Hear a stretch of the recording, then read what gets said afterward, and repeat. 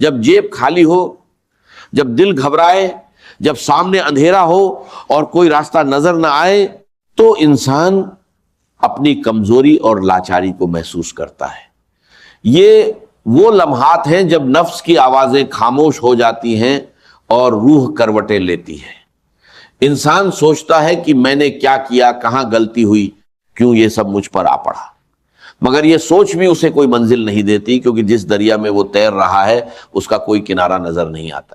ایسے وقت میں دوست پہچانے جاتے ہیں، رشتے جانچے جاتے ہیں، اور دنیا کی بے رحمی سامنے آتی ہے۔ وہی چہرے جو کبھی مسکراتے تھے اب منہ موڑ لیتے ہیں، وہی ہاتھ جو کبھی مدد کو بڑھتے تھے اب جیب میں چھپ جاتے ہیں۔ یہ دنیا کا قانون ہے، جب آپ کے پاس ہوتا ہے تو سب آپ کے پاس ہوتے ہیں، اور جب آپ کے پاس نہیں ہوتا تو کوئی نہیں ہوتا۔ مگر اس دنیا سے پرے ایک اور دنیا ہے، ایک اور نظام ہے، ایک اور رشتہ ہے جو کبھی ٹوٹتا نہیں۔ مگر جب زمین تنگ ہو جائے اور آسمان سے کوئی آواز نہ آئے، تب بھی ایک دروازہ ہے جو کبھی بند نہیں ہوتا، وہ دروازہ ہے اللہ کے ناموں کا، اس کی رحمت کا، اس کی قدرت کا۔ یہ دروازہ ہر وقت کھلا ہے، ہر آنے والے کے لیے، ہر پکارنے والے کے لیے۔ اس دروازے پر کوئی پہرے دار نہیں، کوئی شرط نہیں، کوئی رسم نہیں، بس ایک پکار چاہیے، ایک دل کی آواز، ایک آنسو جو اللہ کی طرف بہے۔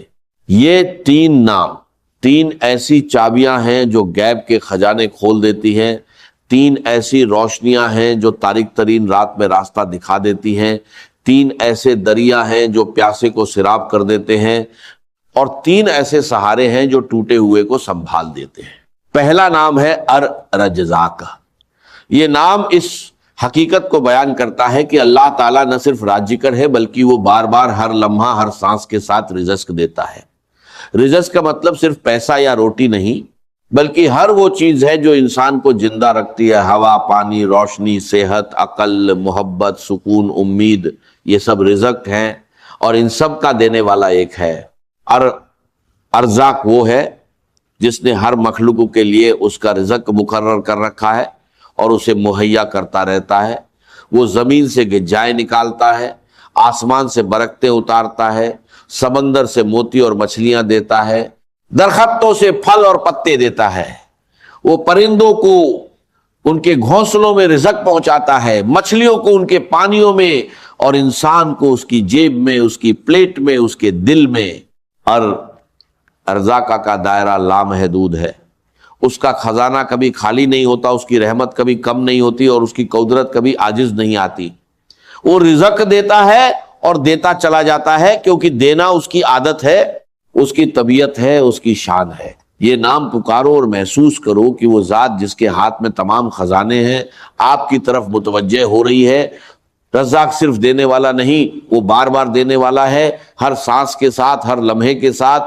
جب آپ سوچتے ہیں کہ بس اب ختم ہوا، بس اب کوئی ذریعہ نہیں، تب وہ ایسی جگہ سے رزق بھیجتا ہے جہاں سے آپ نے کبھی گمان بھی نہیں کیا تھا۔ وہ رزق دیتا ہے اور دیتا چلا جاتا ہے، کیونکہ اس کی رزاقیت کا دائرہ لامحدود ہے، اس کے خزانے کبھی خالی نہیں ہوتے۔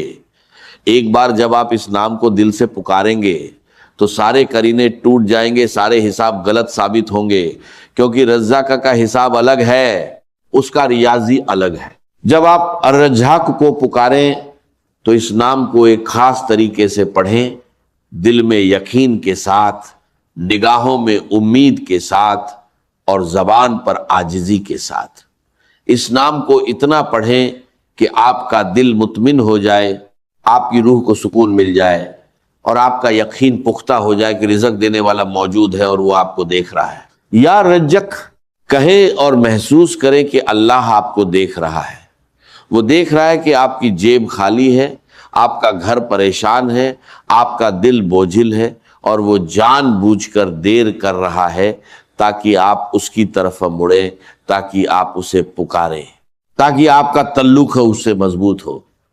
کبھی کبھی اللہ رزق کو روک دیتا ہے تاکہ بندہ پکارے، اور جب وہ پکارتا ہے تو اللہ بارش کی طرح برساتا ہے۔ اور رزاق کے نام کا تقاضا ہے کہ آپ حلال کی تلاش کریں، کیونکہ رزاق حلال رزق دیتا ہے اور حرام سے بچنے کا حکم دیتا ہے۔ یہ تقاضا ہے کہ آپ دوسروں کو بھی دیں، جو خود رزق پاتا ہے اسے چاہیے کہ دوسروں کو بھی دے، کیونکہ اللہ انہیں دے کر آپ کی آزمائش لیتا ہے۔ یہ تقاضا ہے کہ آپ اللہ پر بھروسہ کریں۔ جب تک آپ اللہ پر بھروسہ نہیں کریں گے آپ کا دل سکون نہیں پائے گا، اور یہ تقاضا ہے کہ آپ صبر کریں، کیونکہ رزاق جانتا ہے کہ کب دینا ہے، کیسے دینا ہے، کسے دینا ہے، اور اس کا وقت کامل ہے۔ جو شخص الرجزاق کو پکارتا ہے اس کے لیے اللہ رزق کے دروازے کھول دیتا ہے، وہ اسے ایسی جگہ سے رزق دیتا ہے جہاں سے اس نے کبھی گمان بھی نہیں کیا تھا، وہ اس کے حساب میں اضافہ کرتا ہے، اس کی روزی کو وسیع کرتا ہے، اس کی مشکلات کو آسان کرتا ہے۔ دوسرا نام ہے الفتاح۔ یہ نام اس حقیقت کو بیان کرتا ہے کہ اللہ تعالیٰ نہ صرف ایک بار کھولتا ہے بلکہ بار بار کھولتا ہے، ہر مشکل کے وقت، ہر تنگی کے لمحے، ہر بند دروازے پر۔ الفتاح وہ ہے جو بند دروازے کھولتا ہے، وہ جو بند راستے وا کرتا ہے، وہ جو اندھیروں میں چراغ روشن کرتا ہے، وہ ایسے راستے نکالتا ہے جو کسی کو نظر نہیں آتے، ایسے دروازے کھولتا ہے جو کبھی بند تھے، ایسی کنجیاں دیتا ہے جو تمام قفلیں توڑ دیتی ہیں۔ فتح کا نام کئی منوں میں بڑا وسیع ہے۔ وہ دلوں کا فتح ہے کیونکہ وہ دلوں کو ایمان کے لیے کھولتا ہے، بند دلوں کو نور سے روشن کرتا ہے، اور سخت دلوں کو نرمی عطا کرتا ہے۔ وہ راجکوں کا فتح ہے کیونکہ وہ رزق کے دروازے کھولتا ہے، روزی کے راستے وا کرتا ہے، اور برکتوں کے خزانے کھول دیتا ہے۔ وہ مشکلات کا فتح ہے کیونکہ وہ ہر مشکل کو آسان کرتا ہے، ہر مصیبت کو دور کرتا ہے، اور ہر پریشانی کا حل نکالتا ہے۔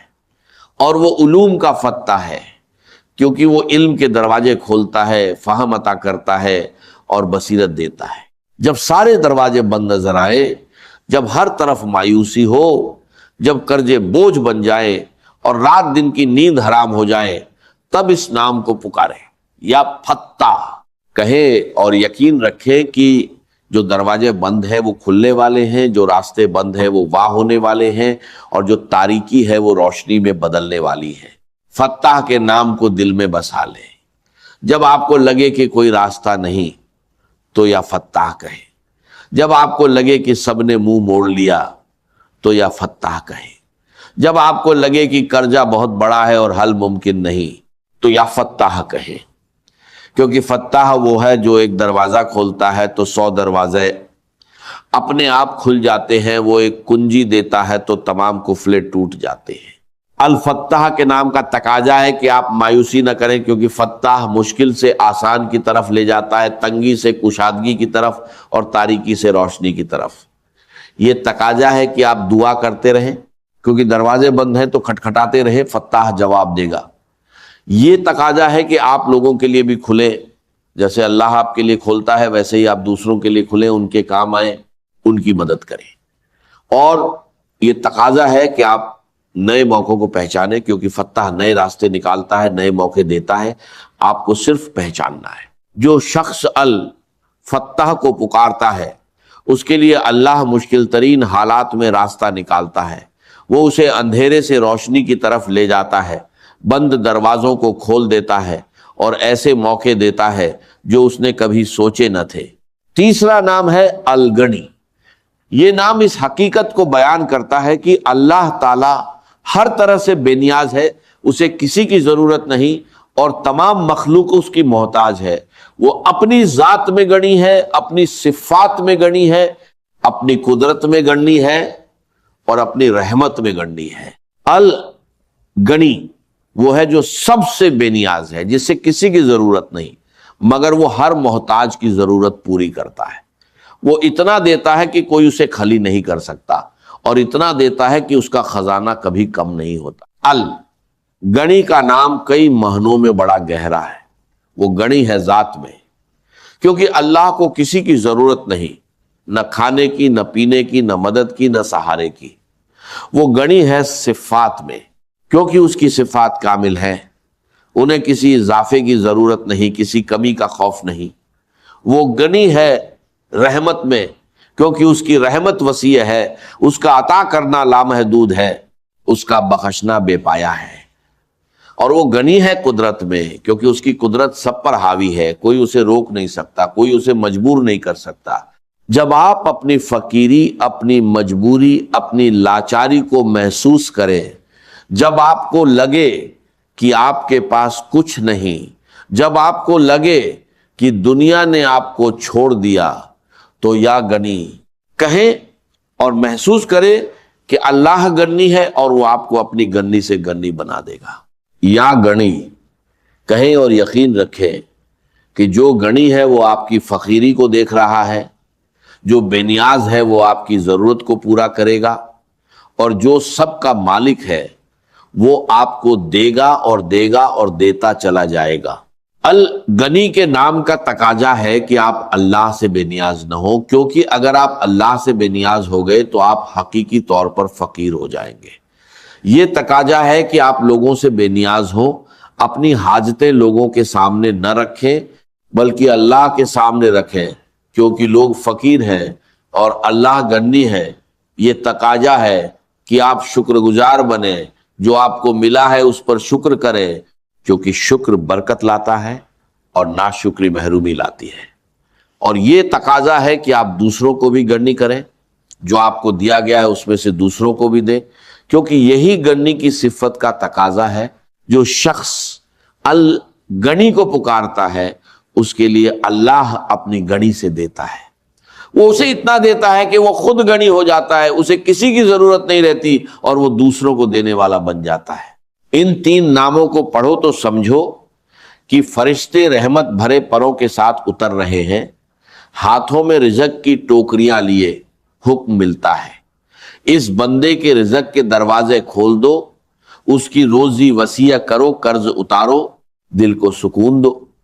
آسمان میں ہلچل مچ جاتی ہے، فرشتے کہتے ہیں اس نے رزاق فتاح غنی کو پکارا، اب اللہ نے مدد کی ضمانت لے لی، کیونکہ اس نے وعدہ کیا جو مجھ سے مانگے گا میں دوں گا، جو میرے دروازے پر آئے گا اسے خالی ہاتھ نہ لوٹاؤں گا۔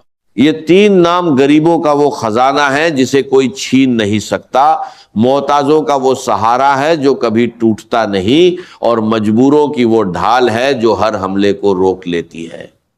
یہ صرف الفاظ نہیں بلکہ اللہ کی صفات ہے، اس کی رحمت کے دروازے ہیں۔